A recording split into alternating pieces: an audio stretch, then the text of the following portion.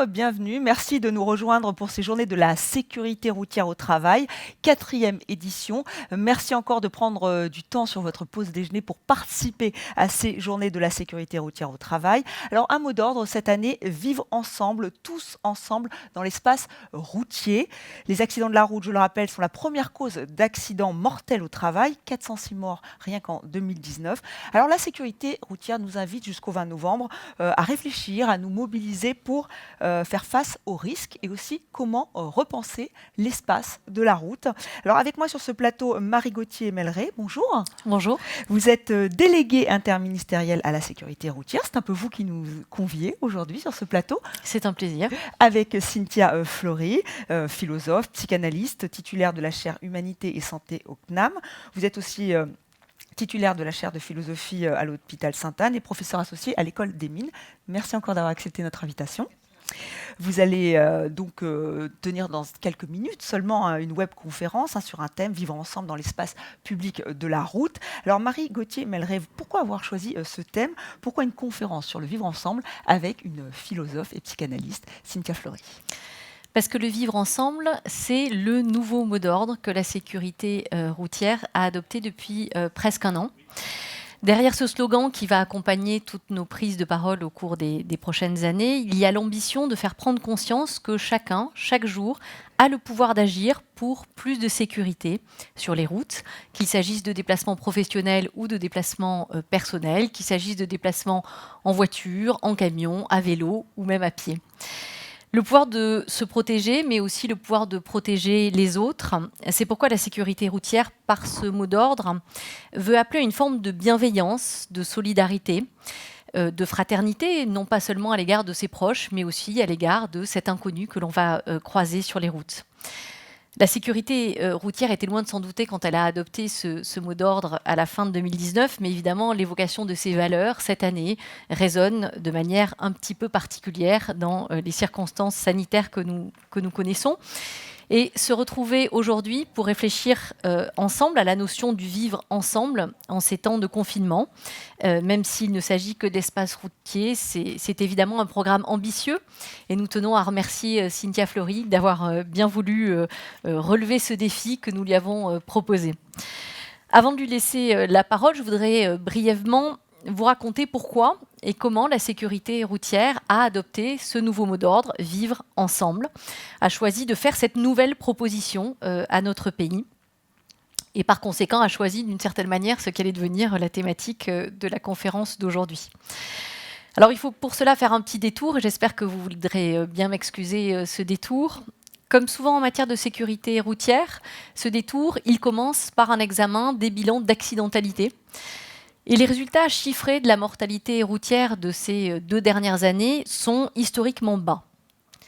Ils sont bas, mais ils ne le sont pas en raison d'une dynamique qu'on pourrait qualifier de naturelle, une dynamique positive qui serait permise par des comportements de plus en plus responsables ou vertueux de la part de nos concitoyens et de nous-mêmes.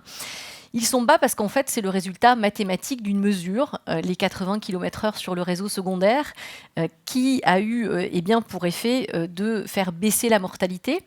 Sur le réseau qui était concerné par le 80 km/h, la mortalité a sensiblement baissé. Dans le même temps, malheureusement, cette mortalité a augmenté sur les autres types de routes. Par ailleurs, les chiffres ne sont jamais suffisants ou ne sont jamais positifs parce que c'est autant de morts et de blessés sur nos routes. Encore aujourd'hui, chaque jour, ce sont 10 personnes qui perdent la vie sur nos routes. Ce sont environ 200 personnes qui sont blessées. Ce dernier chiffre étant d'ailleurs sous-estimé puisque tous les blessés ne font pas l'objet de déclarations. L'insécurité routière reste donc une plaie. C'est une plaie et c'est une plaie qui est d'autant plus insupportable que c'est une plaie évitable. On sait en effet que 9 accidents sur 10 sont liés à des comportements humains, à une erreur, à une transgression du code de la route. Et donc cette insécurité routière, on ne peut pas l'accepter. Les Français n'acceptent pas de vivre des déplacements dangereux, de risquer leur vie sur le chemin de l'école, de retour de leur travail. Ils n'acceptent pas de ressentir ces nouvelles formes d'incivilité que l'on constate de plus en plus et qui font que la route est un espace stressant, dangereux. Cette insécurité, ce sentiment d'insécurité, il est lié à deux phénomènes que nous avons sans doute tous expérimentés. Le premier phénomène, eh bien, ce sont des comportements à risque, qui restent extrêmement importants, comme en témoigne par exemple la vitesse excessive ou l'usage du téléphone au volant. Je tiens d'ailleurs à souligner que ce qu'on observe en ce début de deuxième confinement n'est pas de nature à nous rassurer, puisque sur la première semaine de confinement, on a pu constater une hausse de plus de 50% des très grands excès de vitesse, c'est-à-dire les excès de vitesse qui dépassent 50 km/h au-dessus de la vitesse maximale autorisée. Donc, premier élément, ces comportements très dangereux. Et deuxième élément, des comportements qu'on pourrait qualifier d'incivilité, qui sont au fond le lot quotidien de chacun sur nos routes. Plusieurs études pointent cette hausse des incivilités sur la route et la peur que nous ressentons usagers à l'égard du comportement des autres usagers de la route. Une peur qui concernerait 87% des Français, selon le baromètre de la conduite responsable publié par Vinci en avril 2019. Quelques chiffres pour illustrer cette agressivité. 60% des Français injurient les autres conducteurs. 59% klaxonnent de façon intempestive les conducteurs qui les énervent, et ce chiffre monte même à 70% pour les conducteurs franciliens. 56% des habitants d'Île-de-France doublent par la droite sur autoroute. 16% des Français n'hésitent pas à descendre de leur véhicule pour s'expliquer avec un autre conducteur. En décembre 2017 déjà, une étude qui était intitulée « Les Français et la sécurité routière, nouveaux enjeux de communication » montrait que si les Français idéalisent toujours la route comme étant une forme d'espace, comme un symbole de liberté, leur ressenti sur la quotidienneté est infiniment plus négatif. La route apparaît plutôt comme une image de jungle, d'espace guerrier, d'opposition à l'autre, où il faut combattre et lutter pour survivre, pour reprendre les mots de cette étude, un univers conflictuel et de confrontation à l'autre, un espace sous contrainte, fait de nervosité, d'incivilité et de frustration. La perception des incivilités sur les routes est donc très forte et elle est partagée par nombre d'entre nous, par ailleurs vivement ressentie par certaines populations. C'est le cas par exemple des seniors, ces conducteurs âgés qui se sentent stigmatisés par les autres conducteurs alors que dans le même temps ils sont décrits par les autres conducteurs comme étant irresponsables, inconscients, dangereux. Ou encore, on peut penser aux cyclistes qui dénoncent périodiquement l'incivilité et la dangerosité de ce qu'ils appellent les motorisés, alors que dans le même temps, ces cyclistes sont perçus par les automobilistes comme jouissant d'une tolérance indue, ce qui exaspère les conducteurs. Ces représentations, ces usages sont à l'origine de conflits quotidiens. Et dans son baromètre d'avril 2018, AXA Prévention a sondé pour la première fois les Français sur le partage de la route. Plus de 9 personnes interrogées sur 10 estiment que les rapports entre les usagers sur la route ne s'améliorent pas. L'usage du smartphone au volant apparaît comme le premier danger, mais les autres points de tension sont liés à la cohabitation sur la route. Selon cette étude, plus de 80% des piétons traversent en dehors des passages cloutés. Près de 58% des cyclistes roulent sur le trottoir, alors que je rappelle que si vous avez plus de 8 ans, ça n'est pas autorisé. 40% des automobilistes ne respectent pas les distances de sécurité. Toutes ces manifestations de conflictualité font que la route et la rue sont devenus des lieux de crispation. Le grand paradoxe de tout ça, c'est que, évidemment, chacun d'entre nous s'autorise à faire aux autres ce qu'il ne supporte pas de la part des autres, évidemment. Donc derrière le choix de cette nouvelle signature, du vivre ensemble, c'est la volonté d'appeler à une pacification de cet espace que nous sommes appelés à partager. Et cet appel pouvait apparaître d'autant plus nécessaire que nous avions pu perdre de vue peut-être l'essentiel. La baisse de la vitesse maximale autorisée à 80 km/h sur les routes du réseau secondaire dont je parlais tout à l'heure, qui a été mise en œuvre dans un climat très tendu, je crois qu'on peut le dire comme ça. La vague de contestation sociale que nous avons connue en 2018 et en 2019 et qui s'est traduite notamment par la destruction de pas mal de radars automatiques. Tout ceci a pu créer une forme de prise de distance entre la société française et la sécurité routière. Pourtant, la sécurité routière, c'est une politique publique qui a connu des succès admirables, puisque depuis 1972, nous tous ensemble, nous sommes parvenus à diviser la mortalité sur les routes par 6, alors que dans le même temps, le trafic était multiplié par 2,5. Et donc cette politique était devenue, un peu curieusement ou paradoxalement, un objet de débat, un objet presque un sujet partisan, quelque chose qui ne faisait plus du tout consensus en tout cas.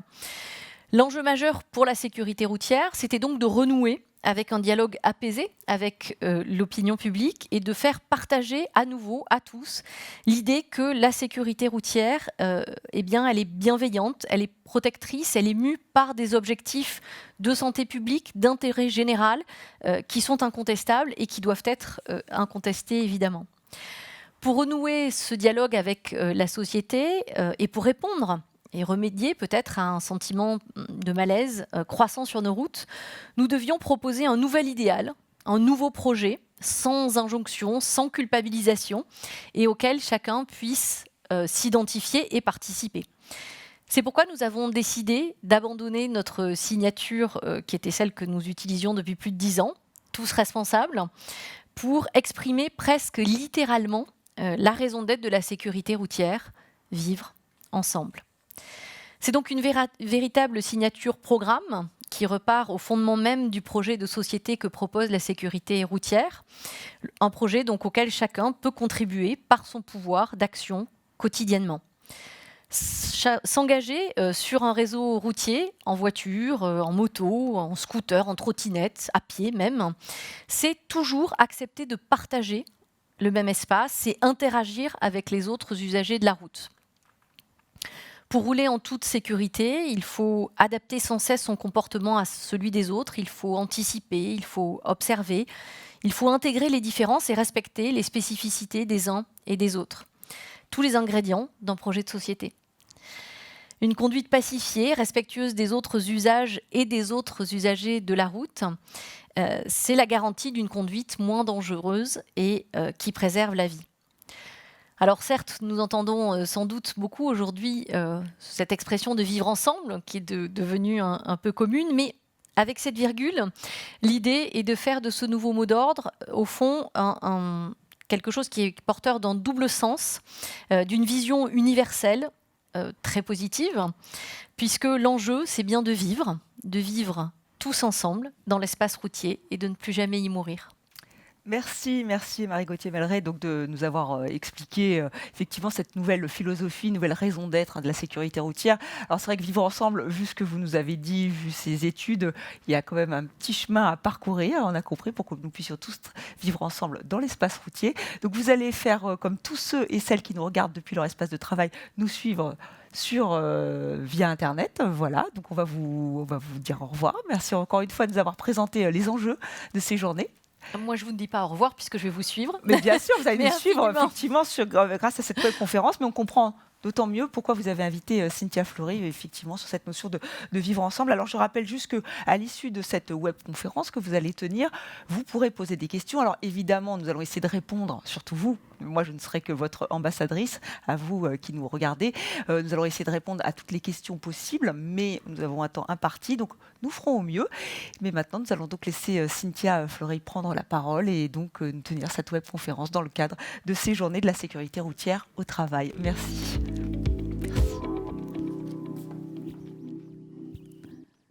Merci. Merci à tous. Alors, je vous salue.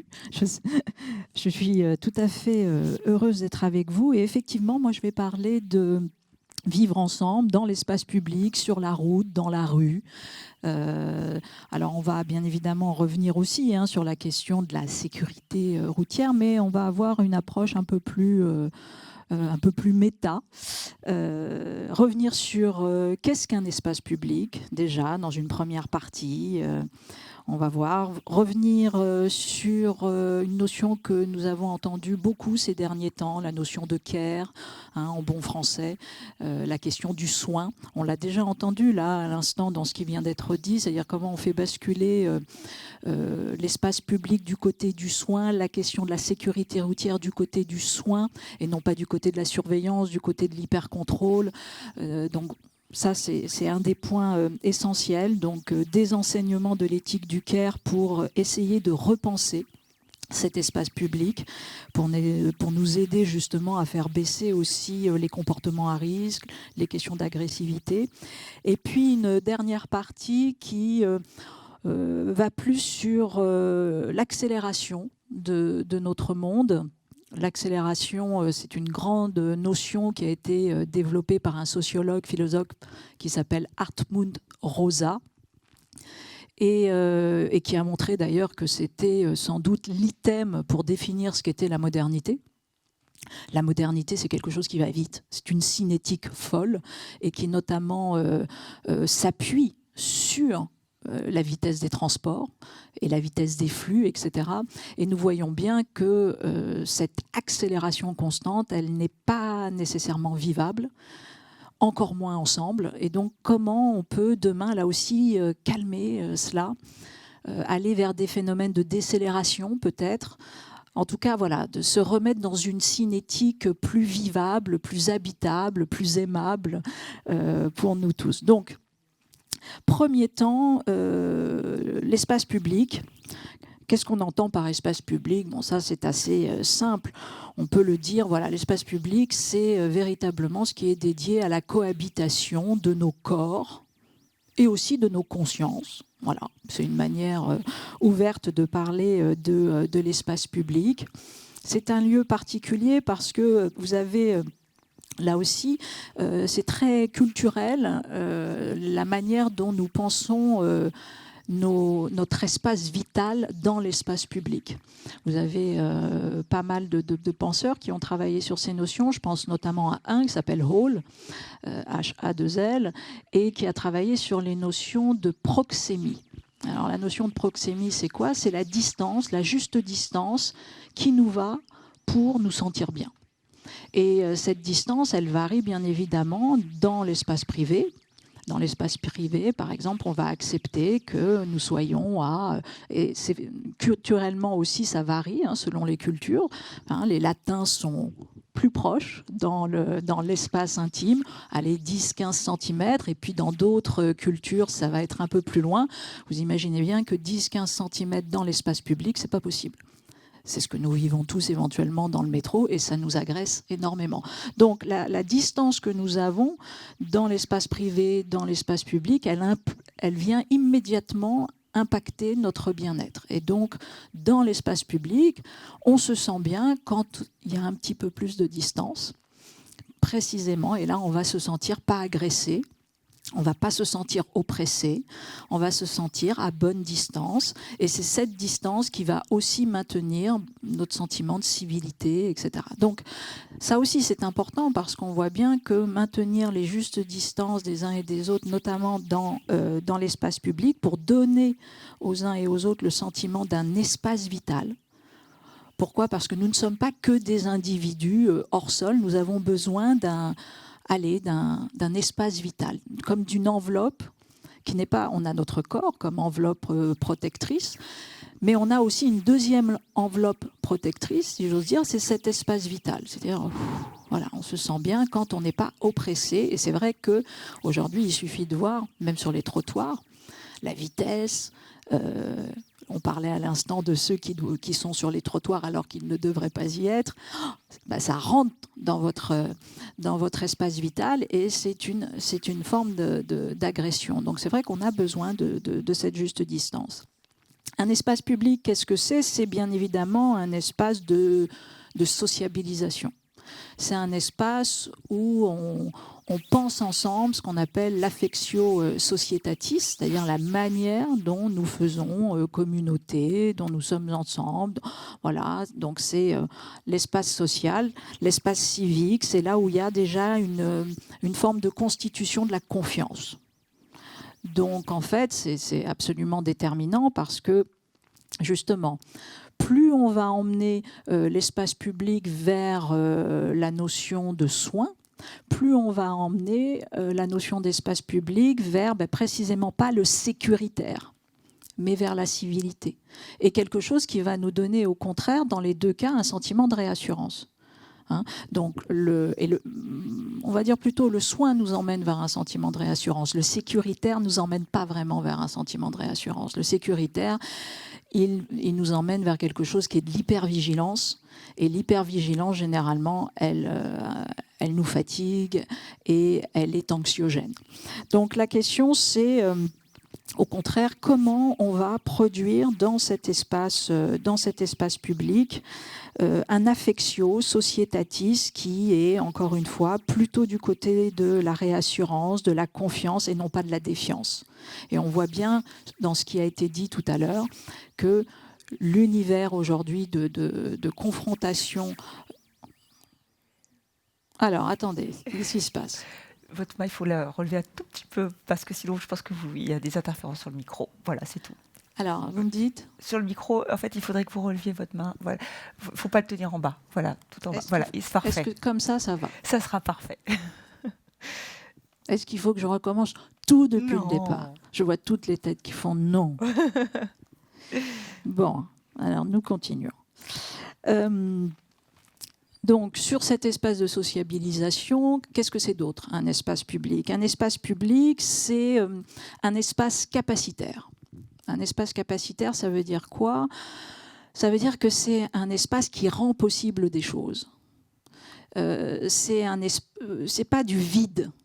D'ailleurs, on le voit très bien, d'ailleurs, que dans les différents endroits, selon l'aménagement de la ville, si vous avez un sentiment que vous êtes dans du vide ou dans que des grands flux comme ça qui vous traversent, vous n'avez pas un sentiment capacitaire de l'espace public. Vous avez un sentiment d'être soit dans l'abandon, soit d'être délaissé, mais certainement pas que cet espace public va vous permettre de faire des choses.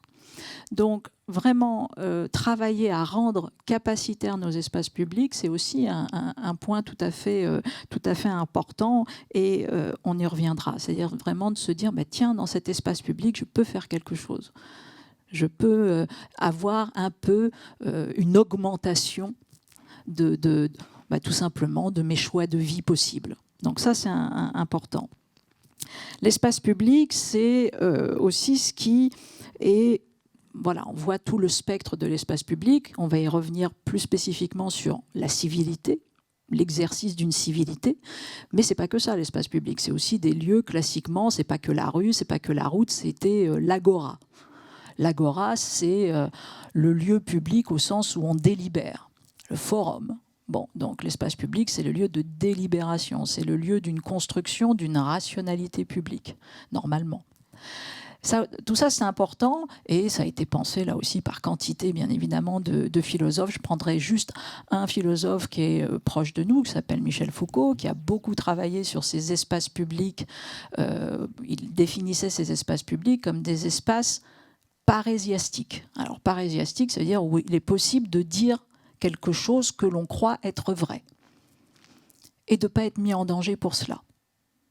Donc, en gros, un espace public, c'est un espace où je peux tenter de dire quelque chose au travers d'une rationalité publique, j'essaye d'argumenter quelque chose, et je ne vais pas être mis en danger, on ne va pas me faire mourir pour ça. En tout cas, dans un état de droit, liberté et tentative de vérité, c'est ça que permet l'espace public.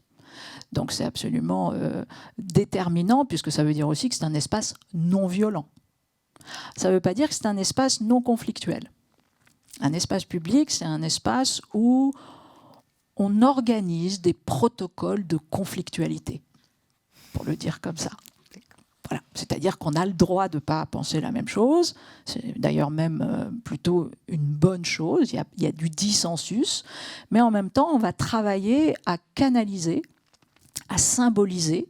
Au lieu de s'étriper les uns les autres, on va symboliser. On va éventuellement dire à quelqu'un à quel point on a envie de les triper. Bon, éventuellement, ça c'est une forme de symbolisation basse, mais après tout, pourquoi pas. Mais l'enjeu, c'est plutôt de dire, tiens, qu'est-ce qu'on fait à partir des dissensus qui sont les nôtres ?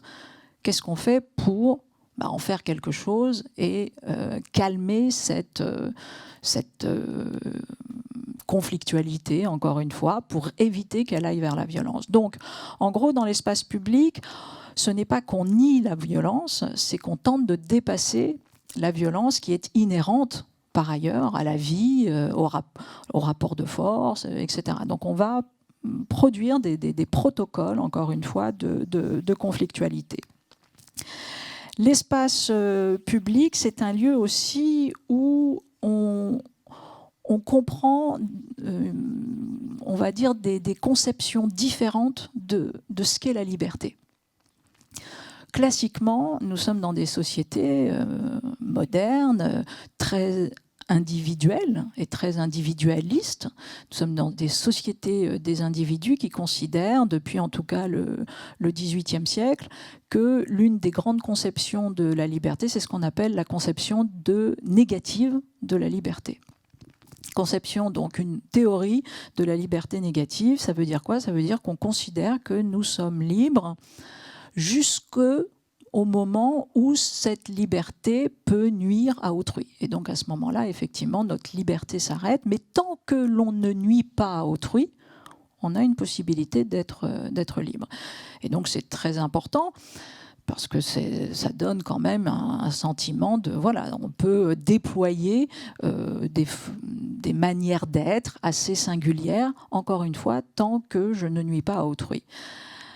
La liberté positive, la définition de la liberté positive, c'est un peu différent. C'est de considérer que nous avons aussi une liberté en partage et que nous avons une liberté aussi pour en faire quelque chose. Bon, pour en faire quelque chose ensemble, et notamment pour en faire quelque chose au service d'une chose publique. Donc je contrains un peu ma liberté. Je ne la contrains pas, mais disons que je la fabrique avec autrui, davantage que simplement par moi seul. En fait, on se rend compte bien évidemment que dans la vie, on fait les deux. Encore heureux. On fait à la fois de la liberté négative et à la fois de la liberté positive. L'espace routier, la sécurité routière, classiquement, c'est un espace où on va un peu plus vers cette idée de responsabilité, d'une liberté, d'une théorie positive de la liberté, pour essayer effectivement d'avoir en partage un langage commun autour d'une certaine idée de ce qu'est la liberté, mais qui est quand même dans une certaine forme d'autolimitation plus forte. Bon. Donc ça, c'est un point qui est pas simple à attraper, mais qui est absolument nécessaire pour comprendre une différence entre un espace privé où éventuellement je fais davantage, je laisse davantage ma liberté en termes liberté de conception négative aller que dans un espace public. Donc on a vu donc espace vital, espace non pas du vide mais du possible, espace capacitaire, espace de délibération, de confiance, espace non violent bien sûr, et puis bien sûr espace de la civilité. Donc ça c'est le grand terme, la culture civique. La civilité, je vais prendre un auteur que j'affectionne beaucoup, qui est un sociologue contemporain, qui s'appelle Richard Sennett, et qui a beaucoup travaillé cette notion de la civilité, notamment au travers d'un ouvrage qui s'appelle « Les tyrannies de l'intimité ». Et justement, il met en balance à la fois cette intimité d'un côté, cette personnalité, même il appelle, c'est le terme qu'il utilise. La civilité, pour lui, c'est tout ce qui vient empêcher à la personnalité de nuire. C'est désagréable, mais c'est comme ça qu'il le pose, donc on va... voilà. C'est-à-dire que nous sommes dans un monde, effectivement, qui a... Et c'est pas une mauvaise chose, mais qui valorise, peut-être à outrance, mais qui valorise l'hypersingularisation, la personnalité, le charisme, ce qui est encore une fois une grande notion en démocratie. Je ne vais pas faire toute l'historiographie ici du charisme en démocratie, mais la notion qu'utilise Richard Sennett, c'est la notion de charisme incivil. Nous sommes dans un monde, nous dit-il, dans ce grand texte des tyrannies de l'intimité, de charisme incivil. Comme si la première manière des individus à l'heure d'aujourd'hui était de suraffirmer leur personnalité comme un droit, de faire une hypertrophie du moi, nous, en langage psychanalytique, on dirait ça déborde. Voilà, d'avoir des êtres qui débordent sans cesse. Alors, il donne, je vais le citer parce que pour vous donner un exemple de débordement, et vous allez tout de suite comprendre ce qu'il cherche à dire. Et là, ce n'est pas un exemple qui renvoie au débordement type conduite à risque sur l'espace de la route, mais c'est un débordement plus global qui renvoie directement à ce qu'on appelle de l'entropie de l'intimité. Entropie avec un E, hein, c'est-à-dire un phénomène effectivement de désordre, de dégénérescence, encore une fois, de débordement. Alors, je le cite. « Pensons à ces personnes inciviles qui déversent sur leurs interlocuteurs les traumatismes quotidiens qui les assaillent. Pensons à toutes ces autobiographies, à toutes ces biographies qui décrivent compulsivement les goûts sexuels, les habitudes financières, les faiblesses caractérielles de leurs héros, comme si nous allions mieux comprendre la vie, les écrits ou les actions de ceux-ci en connaissant le détail de leur intimité. » Alors, vous l'avez compris, ce n'est pas un grand défenseur de l'autofiction, par exemple. Voilà. Bon. Donc, vous voyez, on a fait un pas comme ça entre sécurité routière, autofiction, espace public, mais c'est pour faire comprendre, voilà, tout simplement ce qu'il cherche à dire. Je peux faire ici et défendre bien évidemment aussi l'autofiction et expliquer aux uns et aux autres comment le jeu, entre guillemets, de l'autofiction reste un jeu du narrateur, mais voilà, je remonte, mais je ne vais pas rentrer là-dedans. Mais on voit encore une fois, voilà, comment cette civilité, si vous voulez, elle a à s'organiser avec, je le cite encore à un autre moment sur cette civilité par rapport à l'intimité. Voilà, la civilité est l'activité qui protège le moi des autres moi et qui lui permet donc de jouir de la compagnie d'autrui. Et pourquoi j'ai choisi cette citation ? Parce que un peu plus loin, il dit, et ça m'amuse, enfin ça nous amuse, et on va le voir par rapport à la période que nous vivons à l'heure d'aujourd'hui, qui est une période un peu spécifique, mais qui risque néanmoins sans doute d'être récurrente, qui est la période de la Covid. Donc l'activité qui protège le moi des autres moi et lui permet donc de jouir de la compagnie d'autrui, le port du masque est l'essence même de la civilité. Le masque permet la pure sociabilité indépendamment des sentiments subjectifs de puissance, de gêne, de ceux qui les portent. La civilité préserve l'autre du poids du moi. Bon. Donc ça veut dire alors plusieurs choses. Ça veut dire qu'effectivement, si nous ne savons pas contenir un peu ce moi, il déborde et en gros il vient nuire à autrui. Et que nous avons des formes d'extension aujourd'hui de ce moi dans notamment quantité de mobilité.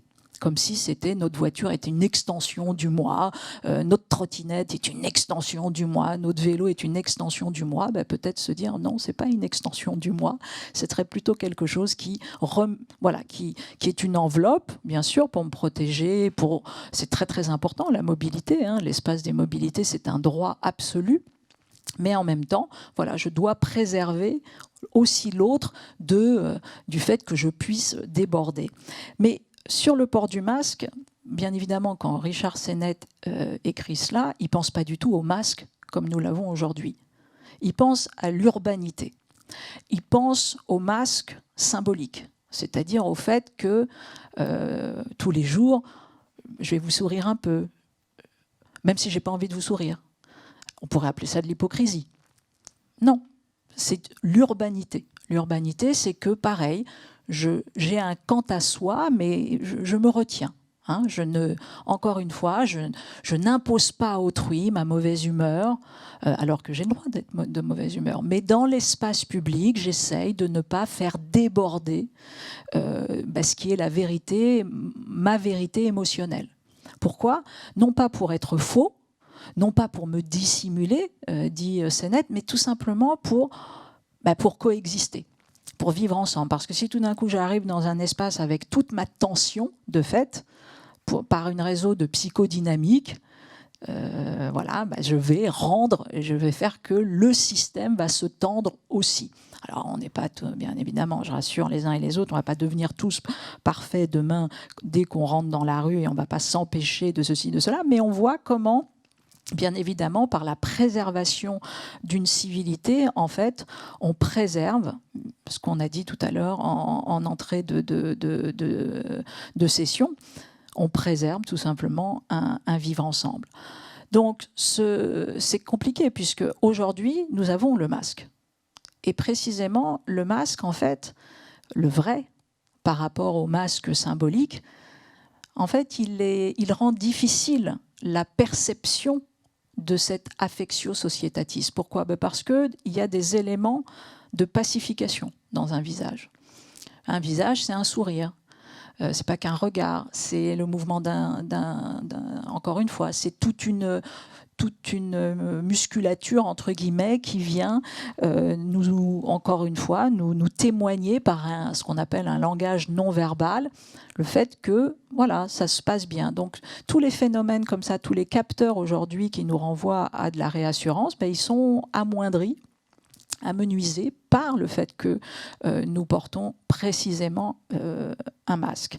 Et donc, ce port du masque devrait nous obliger, en fait, il devrait y avoir une obligation un peu supérieure de civilité, puisque précisément nous sommes empêchés par ce masque de témoigner à autrui d'un signe d'hospitalité, de convivialité léger, très léger. Mais le sourire, c'est une des choses les plus essentielles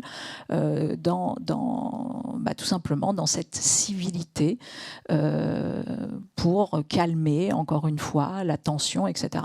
L'autre grand auteur qui est face justement assez net, et je vous y renvoie, c'est Emmanuel Lévinas, grand philosophe, grand théoricien à la fois de l'altérité et également de la responsabilité, de l'éthique. C'est un des plus grands philosophes concernant ces notions-là, et qui précisément a considéré que le visage était ce qui venait nous rappeler la présence de l'autre.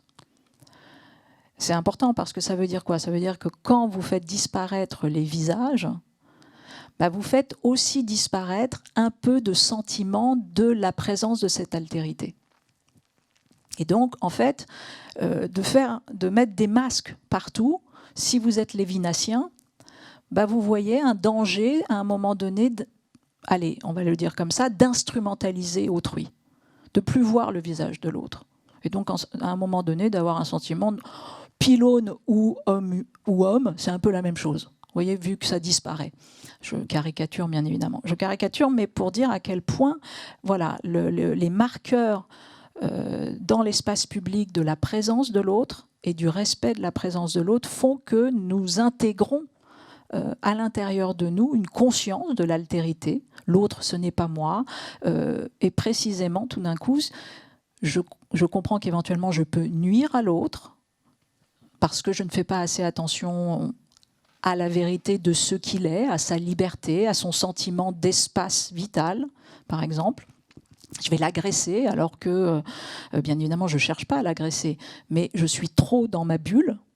Et on voit, il est évident, si vous voulez, que les conducteurs ou ceux qui sont sur leur trottinette, etc., n'ont pas une envie d'agresser autrui, en règle générale.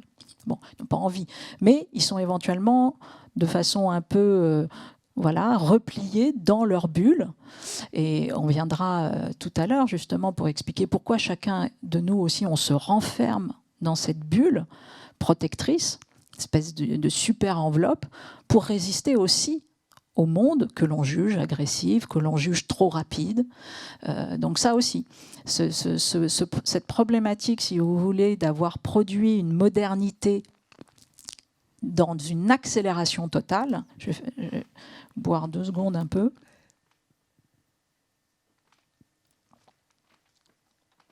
C'est comment dire, fait que, voilà, nous sommes, je fais attention aussi à ça, nous sommes dans Voilà, alors donc, comment demain, alors que nous avons des masques, et peut-être pour un certain temps, comment nous produisons des marqueurs pour aller venir renforcer cet affectio societatis, pour venir pacifier.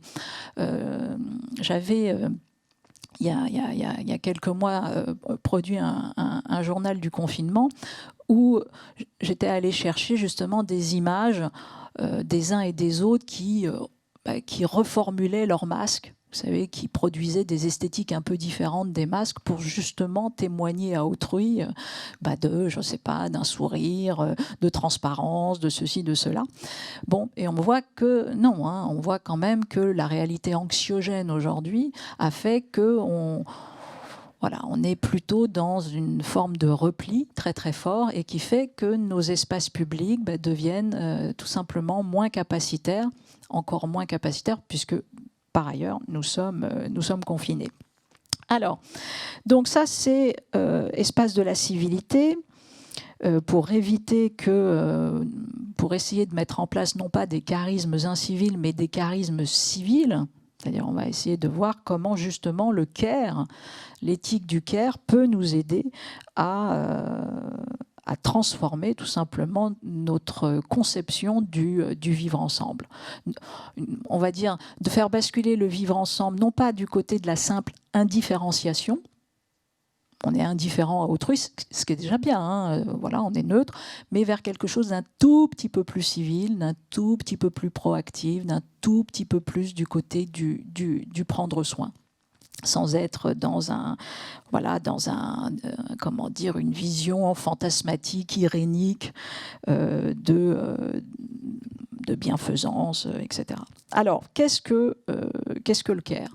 Rapidement, parce que le care, ça a une longue histoire, ça a été pensé d'abord par exemple, un pédopsychiatre, psychanalyste qui s'appelle Winnicott, dans les années 50, et qui a posé le care de différentes façons. D'abord pour le différencier du cure. Le cure, c'est le guérir. Le care, c'est le soigner.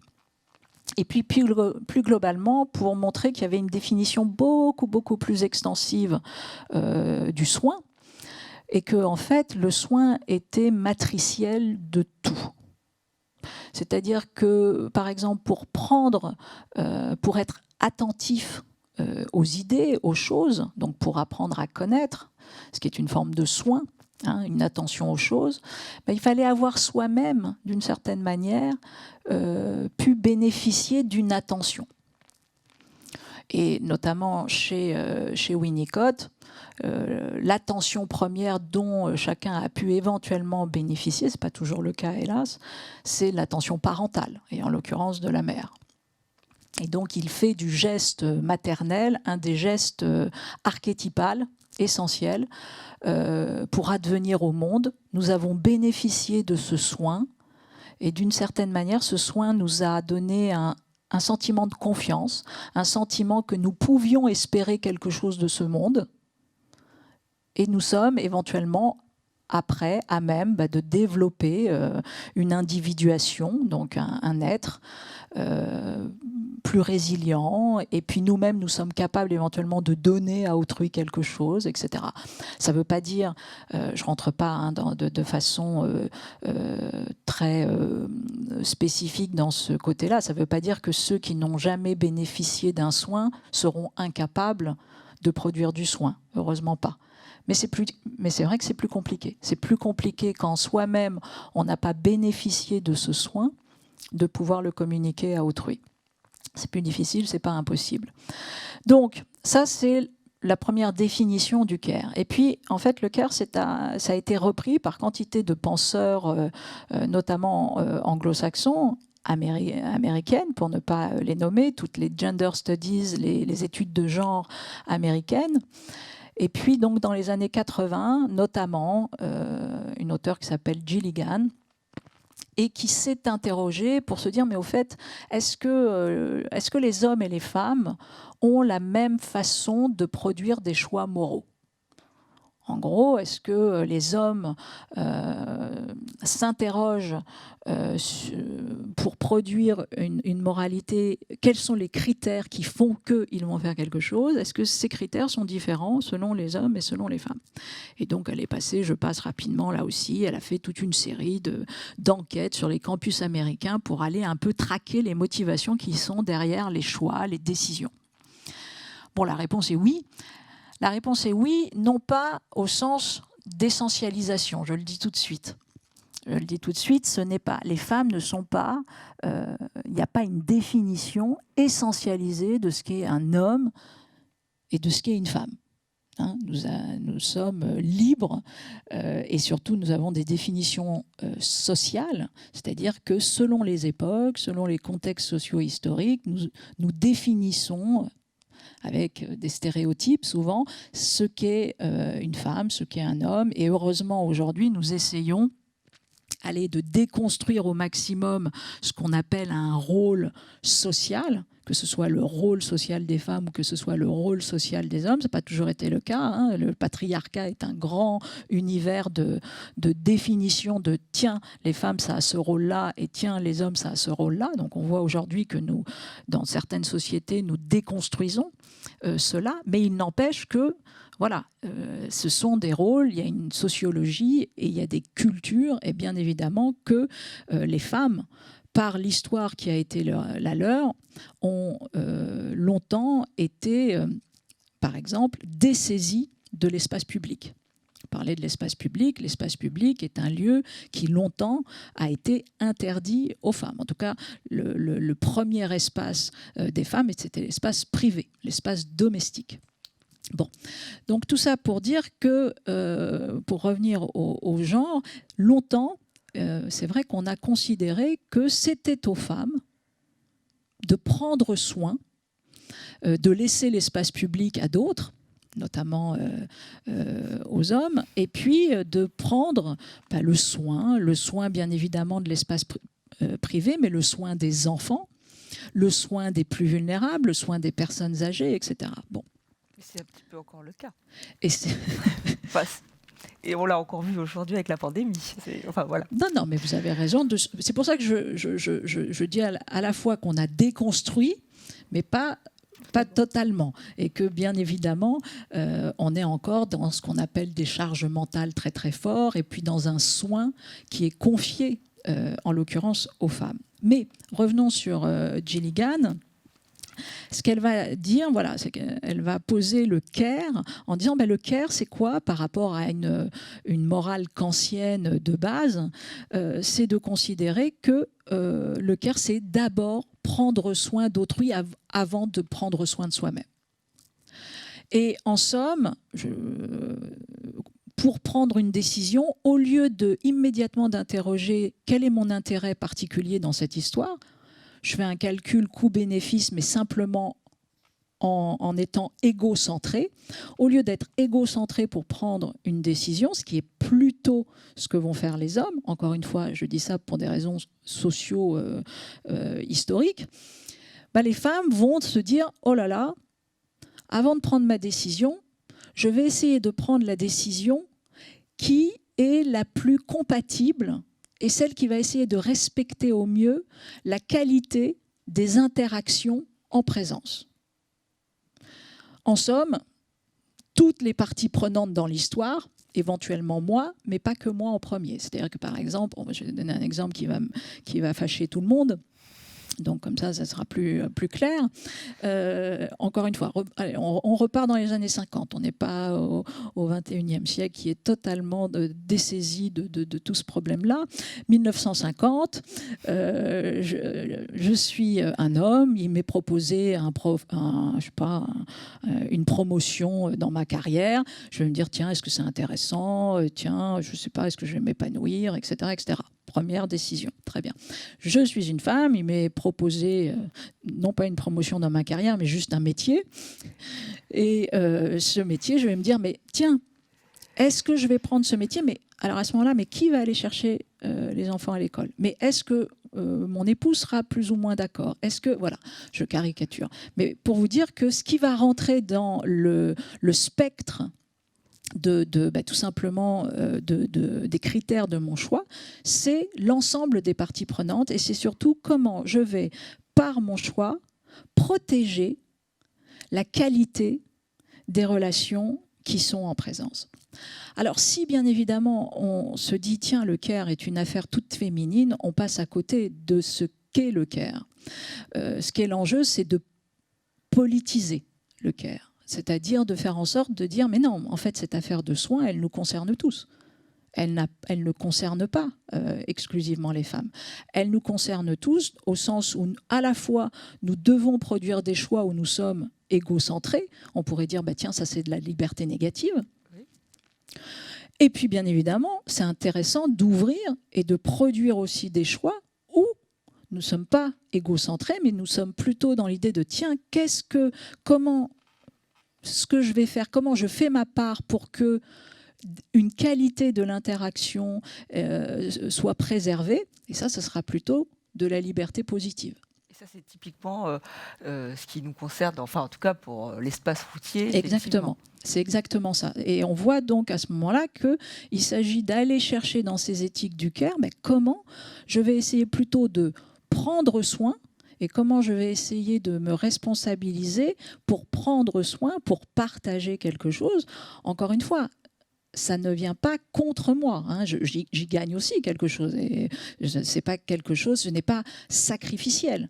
Mais ça peut être ressenti comme limitant. C'est-à-dire que effectivement, je ne suis plus simplement égocentrée. Je vais essayer de me dire, bah, tiens, mon plaisir va plutôt arriver parce que je vais voir l'ensemble d'un écosystème qui est stabilisé, qui est préservé dans sa qualité, qui est moins tendu, qui est moins agressif, etc. Donc ça, c'est voilà comment déjà un espace public peut être nourri par une éthique du care.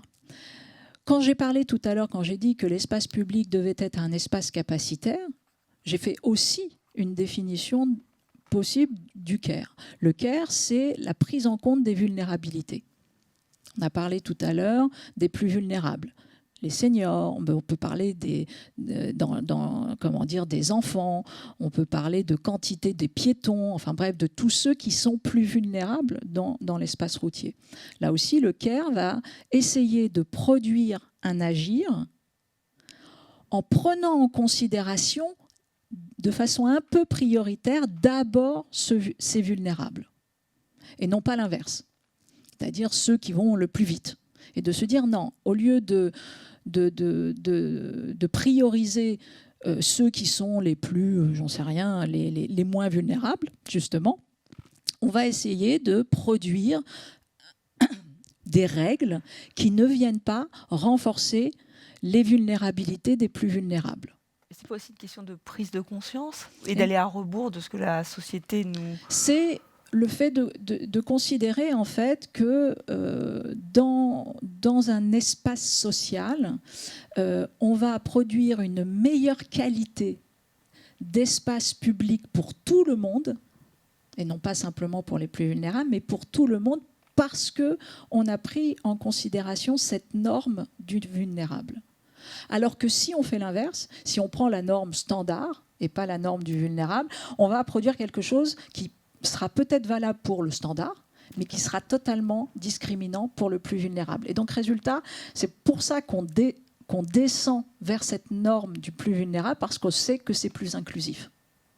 Et donc, dans l'espace public, on pratique, en tout cas, on tente de pratiquer c'est ce qui nous préserve, ce qui fait une qualité plus opérationnelle de l'espace public, c'est de se dire, bah, tiens, au lieu de créer un espace public qui renvoie à la norme, on va essayer d'attraper ce qui est le plus vulnérable. Et c'est comme ça qu'on a aussi transformé les trottoirs pour, par exemple, laisser les fauteuils passer, ce qui n'est pas valable pour quelqu'un qui a 2 jambes, mais ce qui n'est pas possible pour quelqu'un, ou pour les poussettes, voilà, etc. C'est-à-dire que tout d'un coup, on change, on aménage différemment l'espace public pour qu'il soit précisément inclusif, réellement, et qui ne soit pas d'une inclusivité, si vous voulez, un peu théorique, un peu fantasmatique, c'est-à-dire, en gros, est inclusif ce qui correspond à moi. Alors, si c'est vous êtes entre guillemets dans la norme, ben c'est super. Mais si de fait vous n'êtes pas dans la norme, ben vous vous sentez exclu. Donc, le CARE, ce sont toujours aussi des approches capacitaires de la vulnérabilité. Donc des approches capacitaires de la vulnérabilité pour dire, bah, tiens, c'est pas parce que vous êtes plus vulnérable que, bah, vous savez quoi, l'espace public, c'est pas fait pour vous. Restez chez vous. Non, dans un État social de droit, l'espace public, il est inclusif, il est pour chacun. Hein, il est sans restriction. Alors bien sûr, il y a des règles. On ne prend pas la voiture n'importe comment, etc. Mais sur le papier, à partir du moment où vous respectez un code de la route, vous n'êtes pas exclu. Et puis, bien évidemment, si vous avez votre permis, mais vous n'êtes pas exclu d'emblée à cause de votre âge ou à cause de je ne sais quoi. Hein, donc ça, c'est important de voir comment, encore une fois, ces approches capacitaires, ces approches qui valorisent, encore une fois, la vulnérabilité pour nous permettre de poser ce qu'est une norme dans la démocratie. Autre chose intéressante dans le CARE, c'est la notion de consentement. Et là aussi, ça peut être intéressant parce que très souvent, on voit les univers de la route comme des univers punitifs. Je veux dire, les codes de la route. Oui, ça c'est sûr. D'ailleurs, on l'a vu, on l'a rappelé avec la règle des 80 km/h. C'est pas totalement faux. Non plus. C'est pas carrément. Non, bon. Mais là où le CARE peut nous aider effectivement à aller transformer ça et à ne pas mettre la route ou l'espace public de la route du côté de l'extension du domaine du contrôle, pour le dire comme ça, mais comment, au contraire, la route pourrait être un petit peu une extension du domaine du soin, davantage, hein, pour travailler plutôt vers ça, c'est la notion de consentement. C'est la notion de consentement, c'est-à-dire, en somme, de faire monter chez les uns et chez les autres une culture civique qui fait que de soi-même, on s'auto-détermine, hein, et on voit à quel point ce qui est intéressant dans la route, c'est le partage. C'est pas nécessairement la vitesse, c'est pas nécessairement effectivement la compétition, etc. C'est le fait que tiens, cet espace, il est ouvert à tout le monde. Ce qui veut dire aussi que d'une certaine manière, je peux rencontrer beaucoup plus de monde s'il est ouvert à tout le monde. Donc il y a aussi des manières, si vous voulez, de valoriser, encore une fois, l'affectio societatis par le fait de dire, mais tiens, cet espace public, voilà, on va le préserver par toute une série de choses et je consens à cela. Donc ça, c'est une autre façon. Et puis, si on va vers l'augmentation d'une culture civique, c'est vrai qu'on aura un sentiment moindre d'infantilisation, qui est un des autres grands paramètres qui fait que voilà, plus vous allez vers des conceptions de liberté positive, plus, pour certains, vous flirtez avec des sentiments liberticides. Or, pas du tout. La liberté positive, c'est pas du tout quelque chose qui vient limiter de façon arbitraire la liberté. C'est quelque chose qui simplement propose une autre façon de concevoir la liberté, c'est-à-dire en la fabriquant à plusieurs. Mais là, on est dans un domaine aussi qui est régi par la loi, par les règles, donc c'est vrai que c'est compliqué après de s'approprier cette liberté positive. Bah, c'est tout l'enjeu. C'est tout l'enjeu, c'est de travailler et de comprendre que cette civilité, elle nous permet, encore une fois, d'aller vers plus de confiance. Elle nous permet de ne pas nous sentir agressés, de ne pas nous sentir sans cesse sur la défensive, de comprendre que cet espace public, nous en avons besoin, même pour être bien, pour nous sentir bien. Alors je fais là aussi un petit crochet sur la question de la route, parce que je pense que c'est important de comprendre que la route, en l'occurrence, c'est ce qui nous relie, bien évidemment. Donc c'est en plus une métaphore tout à fait parfaite pour le vivre ensemble. Mais la route, ce n'est pas que la route. Alors ça veut dire que ce qui se joue sur la route, c'est aussi ce qui se joue hors la route. Et on l'a dit tout à l'heure en entrée de jeu, sur la question des accidents du travail, qui sont ceux des accidents de la route. C'est-à-dire que c'est une grande partie des accidents de travail. Le travail au sens où c'est très, très, très ouvert, c'est-à-dire soit vous êtes en mission pour telle ou telle entreprise, soit vous vous dirigez vers votre entreprise, etc. Bon. Il est évident qu'à partir du moment où nous ne pensons pas entre guillemets, la route comme un écosystème très très global de à la fois la route et à la fois hors la route, nous produisons des injonctions contradictoires. Je donne un exemple.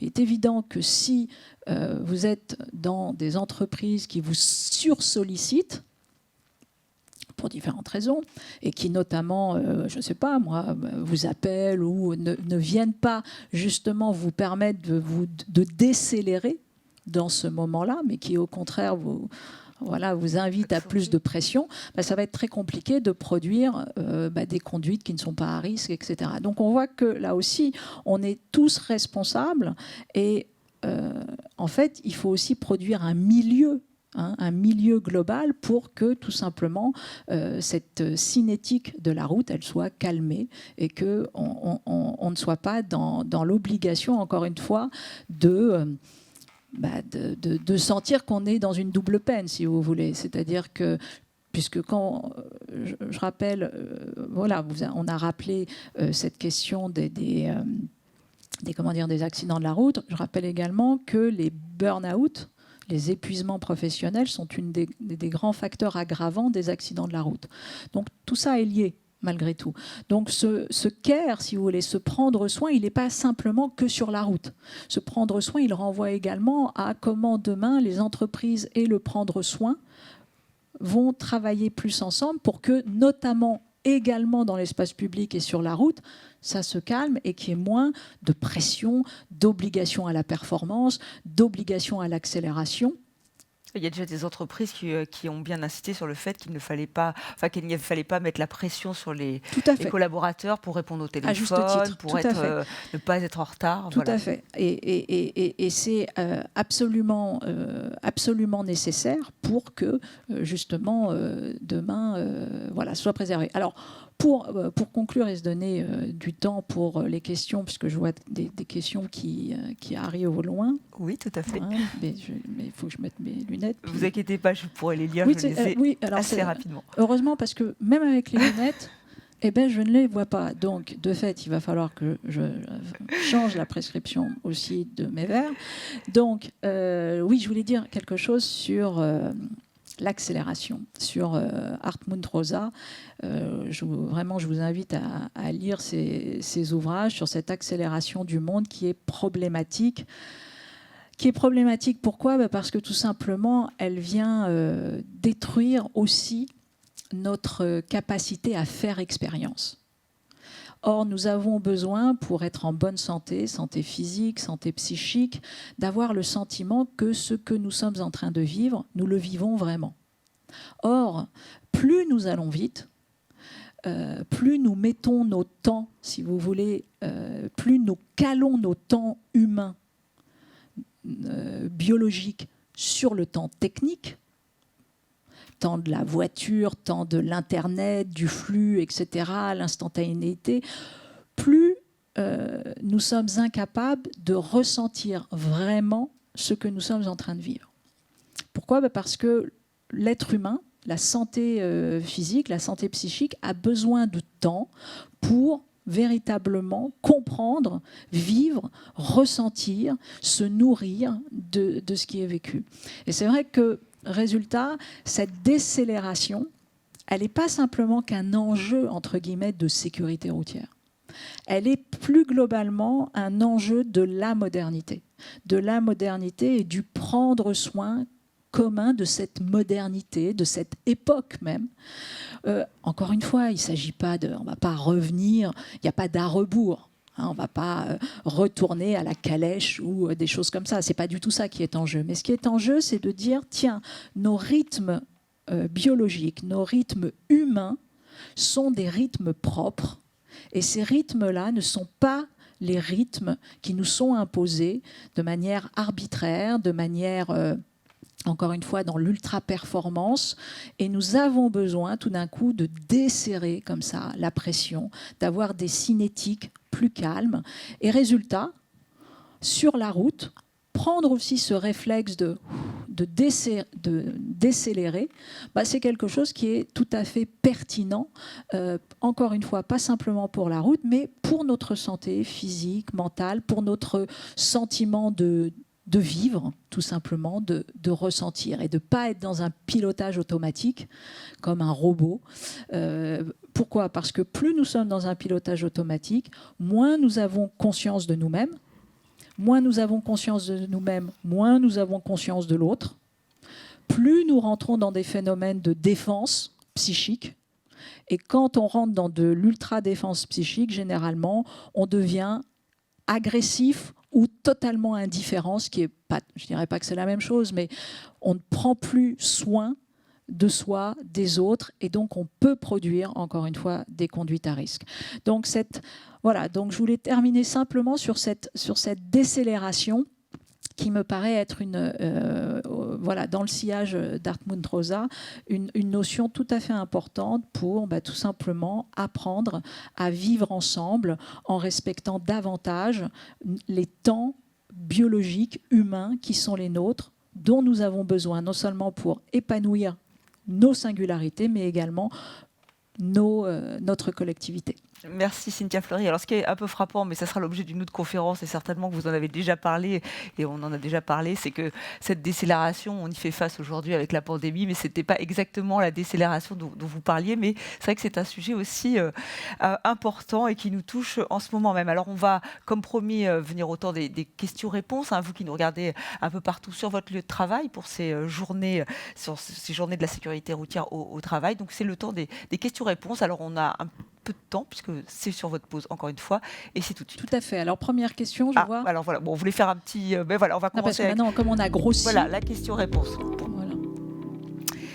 Donc, elles sont là, mais on va commencer. C'est vrai que vous aviez parlé de l'incivilité des conducteurs, vous avez expliqué par rapport au CARE et tout, mais est-ce que, effectivement, Nathalie se pose la question, est-ce que ce n'est pas symptomatique de conducteurs en souffrance, d'une société qui souffre finalement, et c'est peut-être ce qui explique qu'ils soient aussi mal, peut-être parce que le monde va trop vite. Oui, alors c'est clairement deux choses. L'incivilité, l'incivilité du conducteur, elle renvoie quand même aussi à une culture civique française faible. Donc c'est quand même lié. Malgré tout, je ne veux pas que aller dans le sens d'une psychodynamique qui viendrait expliquer par l'extérieur le fait que nous sommes incivils que parce que nous sommes sous pression. Mais c'est vrai. Le monde économique, capitalistique, au sens vaste du terme, c'est-à-dire d'hyper-concurrence, etc., fait que, bien évidemment, nous résistons à cela, et notre manière de résister, c'est hélas de nous conformer à cette obligation de vitesse et à cette obligation de performance jusqu'au moment où éventuellement on bascule dans une décompensation forte et dans un épuisement professionnel. Donc, c'est ça, c'est effectivement, on l'a dit tout à l'heure, les questions de frustration, les questions d'insécurité globale. Nous sommes dans un monde insécure. L'incertitude que nous traversons aujourd'hui produit une insécurité, et cette insécurité fait que aussi nous allons avoir tendance à avoir des conduites à risque plus fortes. Donc oui, il y a une souffrance, il y a une difficulté à être paisible, serein dans la modernité qui est la nôtre, mais malgré tout, c'est pas que ça. C'est aussi une culture publique qui est en berne, une culture publique de la civilité qui est en berne. Oui, il y a le côté aussi, Nathalie, assise sur le côté anonymat et le fait d'être protégé, d'être à l'intérieur d'une carapace. Vous disiez tout à l'heure que c'était une extension de nous-mêmes.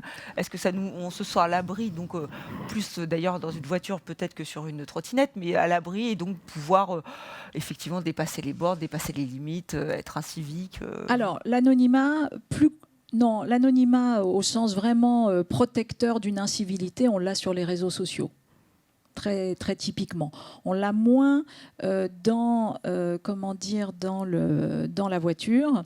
Et puis on voit d'ailleurs que l'incivilité est une chose extrêmement partagée par à la fois les voitures, par les vélos, par les trottinettes, etc. Donc en fait, non, c'est sans doute une vision de l'espace public comme grand territoire du flux, de la vitesse, et pas simplement comme un territoire du vivre ensemble, du partage. Et si c'est du partage et du vivre ensemble, ça veut dire que l'espace public, c'est aussi de l'accélération possible, mais c'est aussi de la décélération. Et donc, résultat, ça demande une culture civique et qui n'est pas simplement un supplément d'âme, qui est un principe opératoire, si vous voulez, pour rendre vivable, habitable cet espace public. Alors justement, pour vivre ensemble, comment se comporter face à une personne qui se montre agressive sur la route, qui descend de son véhicule, qui vraiment fait preuve d'agressivité? Comment garder son calme? Comment mettre en... Alors je ne sais pas si c'est possible, mais mettre en action ce care dont vous nous parliez. C'est vrai qu'il faut enclencher des comportements de désescalade. Donc c'est vrai qu'il ne faut pas sortir de sa voiture déjà. Et peut-être que l'autre personne va sortir de sa voiture. Si on est en pur, ce qu'on appelle, vous savez, la rivalité mimétique, c'est-à-dire qu'en gros, on va faire ce que fait l'autre, mais en pire, quoi. Donc, si on est dans ce système-là, oui, effectivement, c'est dangereux. Donc, c'est vrai que voilà, il faut essayer de s'obliger à ne pas s'énerver, à ne pas insulter. Parfois, ça nous échappe, hein. Mais encore une fois, voilà, ce sont des... Comme nous n'avons pas le réflexe, il va falloir sans doute apprendre à considérer que nous n'avons strictement rien à gagner de cette montée en agressivité, en hostilité. C'est de la banalisation de l'hostilité, si vous voulez. Or, la banalisation de l'hostilité dans l'espace public, c'est quelque chose qui est très dommageable à moyen et long terme. Parce que ça crée, encore une fois, de l'insécurité, ça crée de la défiance, et ça fait que nous n'avons plus envie d'être dans ces espaces publics, ou alors nous avons envie d'être dans ces espaces publics qu'en super protection. Et donc on enlève, je dirais, la vérité de ce qu'est l'espace public dans un état social de droit, c'est-à-dire un lieu de partage, un lieu où on rencontre autrui, un lieu où on constitue un affectio societatis. Mais c'est vrai que ce qui est compliqué, c'est que tout à l'heure, vous expliquiez cette notion de charisme incivil. Et c'est vrai que là, on rentre totalement dans ce cadre-là, dans ce schéma-là. Et on a l'impression que c'est le schéma qui est mis en avant par la société, qu'on met en avant cette posture.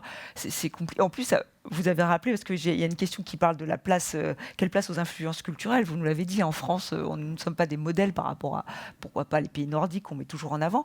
Comment fait-on pour lutter contre ce modèle qui nous a imposé, pour aussi lutter contre ces influences, tout ce qu'on... Sans doute, c'est un grand continuum, hein, donc c'est évident que les questions de l'éducation sont centrales. Il y a quelques années, j'avais participé à un colloque sur la parentalité en voiture, et qui était assez drôle, puisque premier grand territoire comme ça, mimétique ou d'exemplarité, c'est vrai, quand vous êtes enfant, vous regardez comment dire, réagit le père, la mère, etc. Donc oui, c'est voilà, de considérer que la voiture est un habitacle où se poursuit aussi l'éducation, c'est pas du tout neutre. Maintenant, je vous dis, c'est un grand écosystème, c'est-à-dire qu'on ne peut pas faire porter non plus intégralement la culture civile sur les citoyens. C'est cette décélération, cette injonction à la performance, elle doit aussi se calmer à tous les niveaux, parce que sinon, vous mettez les individus en injonction contradictoire, c'est-à-dire que vous leur dites allez moins vite, je prends l'exemple spécifique de la route, allez moins vite, mais de l'autre côté, vous serez ou pas dévalorisé dans votre entreprise ou que sais-je, où on viendra vous stigmatiser parce que vous êtes, je ne sais pas, en retard ou que sais-je, ou parce que vous n'avez pas démontré votre disponibilité, votre hyper-disponibilité. Ça aussi, c'est quelque chose qu'il faut... Voilà, la déconnexion, c'est un droit au sens où la mise à disposition de mon corps, la mise à disposition de ma conscience, non. Le prendre soin, c'est aussi le fait de dire non, là, il y a une indisponibilité. Et c'est d'autant plus nécessaire quand on conduit un véhicule qu'on doit être disponible, attentif à certaines choses. Donc si, en l'occurrence, on est mis à disposition pour autre chose, on produit une conduite à risque. Oui, donc la prise de conscience doit être à plusieurs niveaux. D'ailleurs, il y a beaucoup de questions qui vont dans ce sens, hein, puisqu'on a Thierry Vera, parce que je ne vous ai pas cité, mais il y a pas mal de personnes, donc Thierry Vera, Muriel, comment faire pour désacraliser la vitesse, comment s'adresser plus particulièrement aux jeunes qui sont à cet âge dans la prise de risque. Ça aussi, ça part, donc c'est l'éducation, c'est la société, c'est comment on fait pour sortir de ces schémas. Oui, c'est ça. C'est l'éducation. L'éducation, d'ailleurs, tout au long de la vie, hein, parce que c'est pas simplement que à l'école. C'est effectivement comment care et entreprise vont travailler ensemble. C'est soi-même de s'obliger, encore une fois, à... C'est une belle question, hein. Désacraliser la vitesse, c'est une vraie question. Dans la modernité, c'est presque antinomique. Et ce que nous vivons aujourd'hui, est-ce que vous pensez que ça va conduire la pandémie, le fait, est-ce que tout ça, ça va permettre aussi de peut-être, resetter tout le monde, mais, alors, effectivement. On voit aujourd'hui que très clairement, la pandémie a produit un coup d'arrêt. Un coup d'arrêt, ne serait-ce que parce que tout d'un coup, il a fallu travailler différemment, voire pour certains être empêchés de produire leur activité économique. Néanmoins, oui, ça devrait nous emmener vers une rupture de paradigme. Au sens où demain, il nous faudrait penser, hein, il y a eu des pages entières pendant la pandémie sur le monde de l'après, sur ce fameux monde de l'après qui aurait d'autres types de valeurs, etc., et notamment des valeurs de prendre soin. La réalité aujourd'hui, elle est plus compliquée, elle est plus complexe au sens où vous avez beaucoup d'individus qui se mettent déjà dans des politiques de rattrapage et donc au contraire de se dire « mon Dieu, on a été empêchés pendant la période du confinement et donc il va falloir rattraper et donc il va falloir aller encore plus vite ». Et donc, hélas, c'est pas du tout impossible que passer ces moments de failles systémiques où véritablement on confine, on empêche, etc., dans le moment où on va relibérer un peu la dynamique classique, c'est pas du tout impossible, hélas, qu'on aille dans une suraccélération. Et franchement, une suraccélération par rapport déjà à l'accélération d'aujourd'hui, oui, ça veut dire aller dans le mur. Oui, et on oublierait totalement le care dans ce cas-là. Parce que là, il faudrait être encore plus productif. Alors là, pour le coup, c'est totalement antinomique, puisqu'on a déjà vu par le passé, si vous voulez, quand on est rentré en confinement, je parle simplement de la société française. La société française était en crise totale, en crise du soin, en crise des urgences, en crise concernant les retraites, en crise des gilets jaunes, il y avait quantité comme ça d'atomisation de la société qui montrait que la société, elle était en souffrance. Elle était déjà dans un sentiment où elle était épuisée. Il y avait un phénomène d'érosion. Donc le prendre soin, encore une fois, il devient un principe de sécurité publique en ce moment. Oui, justement, Jean-Marc disait que notre société est de plus en plus violente. Pourquoi voulez-vous que les comportements sur la route soient exclus de cette évolution ? C'est ce que vous nous avez expliqué. Tout à fait. Généralement, la route, c'est une métaphorisation, c'est un microcosme qui vient raconter ce qui se passe dans la société. Mais alors, essayons de le voir. Alors ça, c'est vraiment l'approche psychodynamique au sens où bien, la société m'oblige à produire une réalité un peu déficitaire comme ça, comportementale sur la route. Essayons d'attraper, comment dire, le problème par l'autre bout en disant, allez, tant pis, essayons par la route de remettre une obligation de culture civique qui fait que je vais repacifier l'espace public. C'est si vous voulez, le problème, de toute façon, il va devoir se régler par les deux bouts, à la fois par l'écosystème qui entoure la route, par le hors-la-route, et en même temps par la route. Mais on voit pourtant que l'espace routier est repensé, notamment dans les villes, comme vous l'avez dit, pour que les personnes les plus vulnérables soient prises en compte. Mais ça n'a peut être qu'une seule, c'est une seule approche, c'est le côté concret. Oui, mais ça c'est un point positif. Et d'ailleurs un autre point que moi je trouve positif, et c'est je parle des villes. Alors c'est pas la route, c'est la rue, mais voilà, ça se parle. Vous avez tous vu que pour permettre, notamment aux restaurants, aux cafétérias, etc., il y a eu un phénomène d'extension dans le domaine public de leur domaine semi-public, privatif. Et donc, vous avez vu comme ça, dans le domaine public, des quantités de terrasses, et notamment sur la route. Alors, c'est quelque chose qui a été plus ou moins bien accueilli par les uns et par les autres. Il n'empêche qu'à partir du moment où vous avez plus de corps sur la rue, sur le pavé, si vous voulez, ça nous oblige à prendre soin, parce que ça nous oblige à décélérer. On ne passe pas comme des fous furieux à côté, si vous voulez, d'une terrasse qui est sur un trottoir et d'une terrasse qui est sur la route. Donc, ces phénomènes d'aménagement du territoire, malgré tout, ils sont protecteurs. Ils sont protecteurs, mais aussi ils ont une sorte... Ils pacifient, mais ils écartent aussi, par exemple, la voiture. C'est ce qu'on reproche aussi. La voiture est séparée de... C'est pour ça que voilà, tout l'enjeu, c'est de trouver des combinaisons demain sur le fait que... Qu'est-ce qui est important? C'est la mobilité.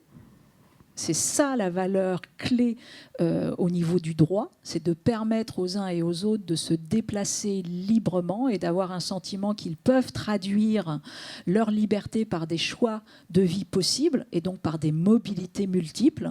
Et donc dans ces mobilités multiples, il y a les transports en commun, il y a les transports particuliers, il y a peut-être demain la voiture autonome qui va se conduire toute seule, il y a bien évidemment toutes les mobilités douces, plus ou moins douces d'ailleurs, parce que ça va c'est assez rapide sur la question des trottinettes, etc. C'est les vélos.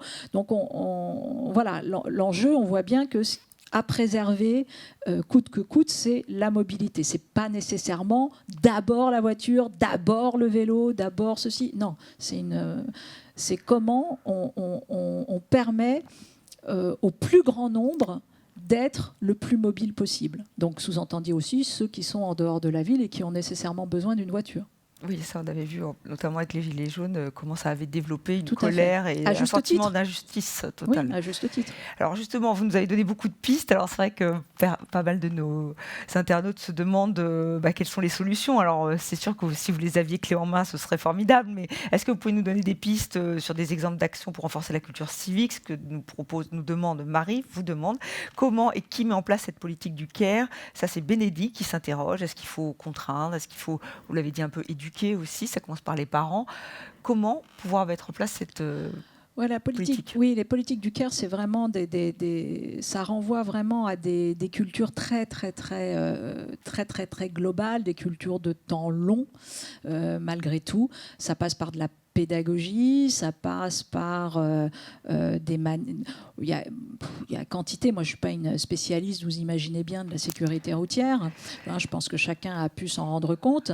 Mais ça passe par des actions, d'ailleurs, qui sont faites par tous les spécialistes et ceux qui travaillent spécifiquement sur cela.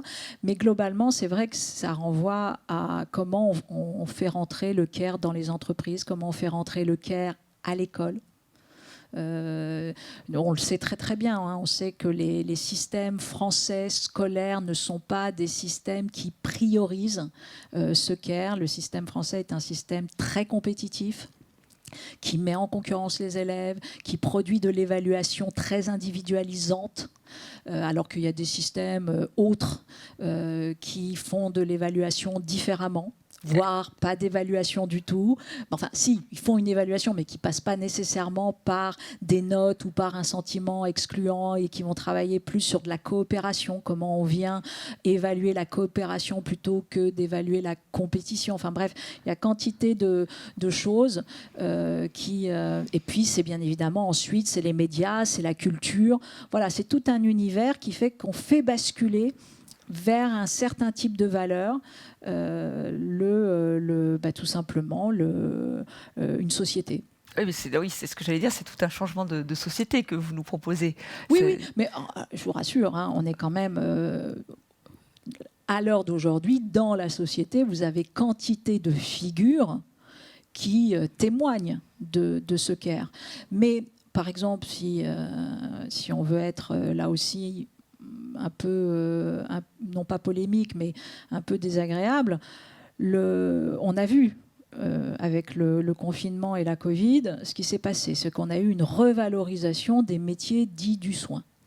Mais quand vous regardez cette revalorisation, c'est une revalorisation d'abord, de façon prioritaire, des métiers de l'aigu, du soin de l'aigu, c'est-à-dire les urgences, c'est-à-dire le cure, c'est-à-dire ce qui guérit, etc., la réa, ce qui est très important.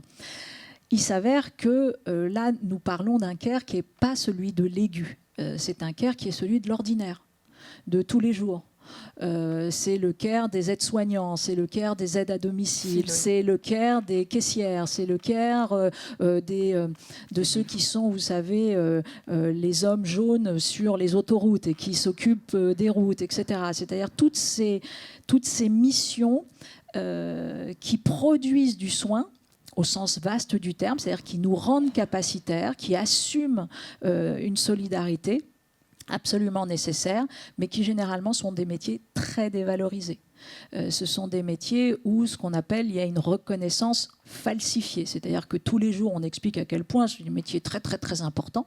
Et puis en même temps, bien évidemment, de façon monétaire, il y a une reconnaissance, symbolique, et encore, on a redécouvert un peu la reconnaissance symbolique ces derniers temps de ces métiers-là, mais il n'y a pas du tout une reconnaissance matérielle au sens de qualification, monétarisation, valorisation, etc. Donc voilà aussi une des manières très pratico-concrètes de revaloriser les métiers du care.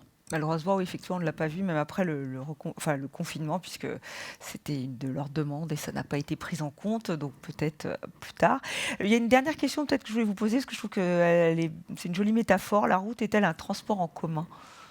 Oui, la route, c'est ce qui nous relie. Donc effectivement, c'est tout à fait un lieu commun et on l'oublie bien évidemment. Avec l'illusion de l'habitacle intime qu'est la voiture, on oublie précisément que la route, c'est d'abord un grand transport en commun. Donc c'est très juste comme remarque. Et donc tout l'enjeu, c'est de faire que cette route soit la moins intime possible, d'une certaine manière, et qu'on comprenne que, encore une fois, c'est un espace dont nous devons prendre soin ensemble et qui n'est pas juste l'extension de notre petit moi. Et là, pour le coup, Richard Sennett et les tyrannies de l'intimité sont tout à fait intéressantes et on voit jusqu'où l'hypertrophie du moi et la civilité, ça peut se télescoper à un certain moment. On est dans des sociétés quand même très individualistes, je vais y arriver aussi, individualisées. Ça semble un peu compliqué de mettre en place ce care et cette notion-là. Oui, alors comme ça, je fais un teasing de fin pour réouvrir de façon très très forte le débat. Mais encore une fois, une société des individus, c'est pas... En tout cas, moi, je suis un grand défenseur de l'individualisme, mais au sens de l'individuation, c'est-à-dire comment on construit un sujet, comment on construit ce sujet, comment on construit une émancipation, comment on construit une responsabilisation, et non pas de l'individualisme au sens de l'hypertrophie et de l'entropie du moi, et d'un moi qui se vit du côté de la toute-puissance, Et là, effectivement, c'est antinomique de la sociabilité et de l'affectio societatis, comme on a tenté aujourd'hui d'en parler. Merci beaucoup Cynthia Fleury, c'était passionnant, enfin, j'ai trouvé que c'était vraiment extrêmement intéressant et on espère que cette philosophie du care va répondre notamment dans l'espace routier. Alors il y a eu beaucoup de références, je pense qu'elles seront sur le site aussi pour aller voir et lire surtout tous les auteurs dont vous nous avez parlé. Merci d'avoir ouvert ces journées de la sécurité routière au travail, donc 4e édition, ça dure jusqu'au 20 novembre.